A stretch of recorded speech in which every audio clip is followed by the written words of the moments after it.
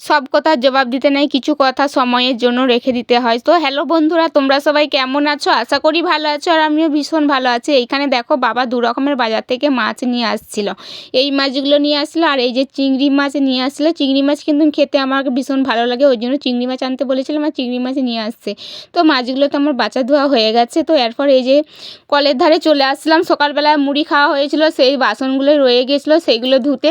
একদম এই জল ঘাঁটতে আমার একদম ইচ্ছা করে না, জলে হাত দিতে একদম ভয় লাগে। কি বলবো, এত ঠান্ডা পড়েছে আর এত হাওয়া বাতাস দিচ্ছে চারিদিকে, যেহেতু প্রচুর গাছপালা রয়েছে। আগের দিন কিন্তু আমি পুকুরে বাসন ধুয়েছিলাম, তো এত ঠান্ডা জল, মানে কি বলবো, বরফকে বলবে সরে যায়, এত ঠান্ডা।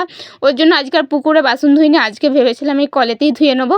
এখন আমার জল তোলা হয়নি, এখন আমি বাসনগুলো আগে মেজে নিলাম, বাসন ধুয়ে নিয়ে চলে আসলাম। এরপর দেখো এখানে সকালে যেহেতু ঘুগনি হয়েছিল, তাই ওভেনটা একটু নোংরা হয়ে গিয়েছিল, ওই জন্য ওভেনটা আমি এখানে মুছে নিলাম। আর আগের ভিডিওতে তোমরা দেখেছিলে আমি টেবিল রং করছিলাম, আর ফাইনালি দেখো টেবিলটা রং করাও হয়ে গেছে আমার, এই যে শুকিয়েও গেছে। আর তার উপর কিন্তু ওভেনটা আবার চাপিয়ে দিয়েছি। কেমন লাগছে তোমরা একটু কমেন্ট করে সবাই জানাও তো। আর দেখো আমি টেবিলটাও সুন্দরভাবে মুছে নিচ্ছি।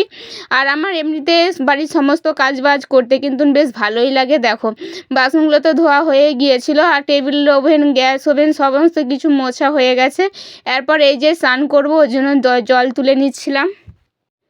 তো জল তোলা হয়ে যাওয়া গেছে। এরপর কিন্তু আমি এই জলটা, এক বালতি জল আমি গরম বসিয়ে দিয়েছি। এইখানে দেখো এই যে হাঁড়ির মধ্যে জল দিয়ে দিয়েছি, এক হাঁড়ি জল আমি এখন গরম করছি, কারণ আমি এখন স্নান করব। আর তোমরা বাজে বাজে কেউ কমেন্ট করবে না হাঁড়িটা দেখে, কারণ এটা গরম জল করার হাঁড়ি। তো ভিডিওটা আজকের মতন এই পর্যন্ত। কেমন লাগলো তোমরা অবশ্যই কমেন্ট করে জানাবে, আর ভালো লাগলে একটা লাইক কমেন্ট করে দিবে। তো টাটা, বাই বাই, সবাই ভালো থাকবে, সুস্থ থাকবে।